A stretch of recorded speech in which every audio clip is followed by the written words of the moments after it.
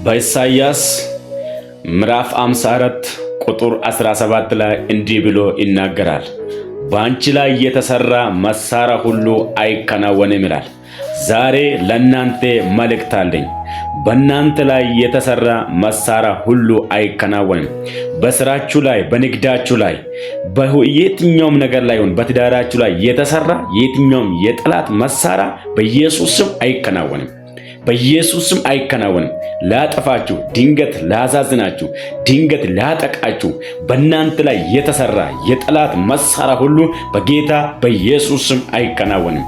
በጌታ በኢየሱስ ስም በእናንተ ላይ፣ በትዳራችሁ ላይ፣ በሕይወታችሁ ላይ፣ በመንገዳችሁ ላይ በኢየሱስ ስም አይከናወንም።